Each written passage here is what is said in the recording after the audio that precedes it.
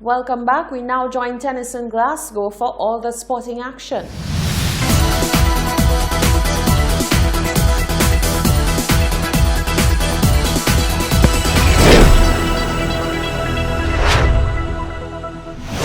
In tonight's sports news, India women claims T20 series sweep over West Indies. Emerging players stumble with USA defeat in regional Super 50, and the Golden State Warriors suffer their heaviest defeat since 1973.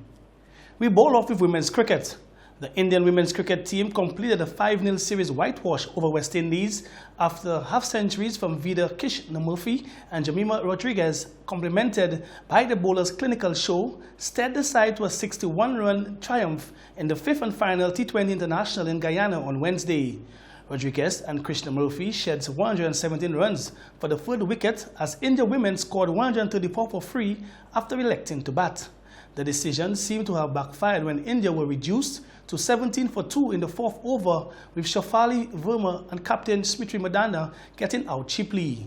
In the West Indies run chase, the Indian women bowlers produced a disciplined performance to restrict the hosts to 73 for 7 in the allotted 20 overs. Brief scores in the match: India women 134 for free in 20 overs. Vida Krishnamurthy, she scored 57 not out. Jemimah Rodriguez, she scored 50. Aliyah Aline took 1 for 23. West Indies women 73 for 7 in 20 overs. Kishona Knight, she scored 22. Anuja Patil, she took 2 for free. The Indian women went on to win by 61 runs. On to regional cricket, West Indies emerging players stumbled in the bid for a semi-final spot in the Super 50 Cup when they went down by 43 runs to an unfancied United States on Tuesday.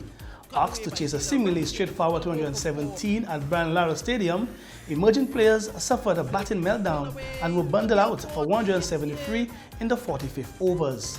Brief scores in the match: the USA 216 for 9 in 50 overs. Timil Patel, he scored 35. Cameron Stevenson 33 not out. Yannick Correa taking 2 for 35. The West Indies emerging team 173 all out in 44.2 overs. Kevin Sinclair, he scored 46. Joshua Da Silva 31. Noshtush Kanjij, he took 3 for 34. The USA went on to win by 43 runs. Emerging players remain on top of Group B but tied on 16 points with second place Trinidad and Tobago Red Force and the Guyana Jaguars.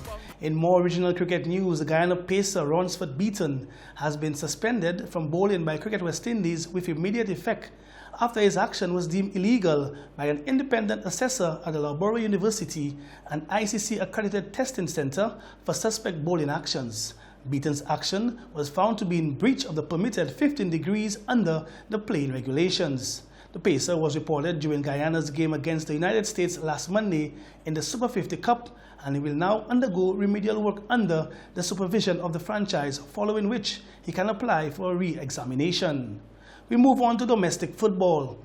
Matches continue in the SLFA's President's Cup powered by Mackerson on Thursday 21st November 2019 at 2 venues.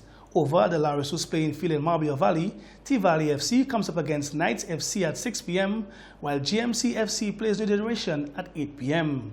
Meanwhile, down at the Philip Master Grounds in V4, there will be another doubleheader with B1 FC taking on Togetherness Youth at 6 p.m. and Victory Eagles playing Diamond Ballers at 8 p.m. Finally, NBA basketball. Luka Doncic starred as the Dallas Mavericks beat the injury-hit Golden State Warriors 142-94, their heaviest defeat since 1973. The 20-year-old Slovenian scored 35 points against a team missing its star players through injury. The Warriors, who named the minimum 8 players for the game, have the worst record in the NBA this season. The Warriors, NBA finalists in each of the past 5 seasons, sit bottom of the Western Conference with 3 wins and 13 losses. Wow, that's how we end sports news for tonight.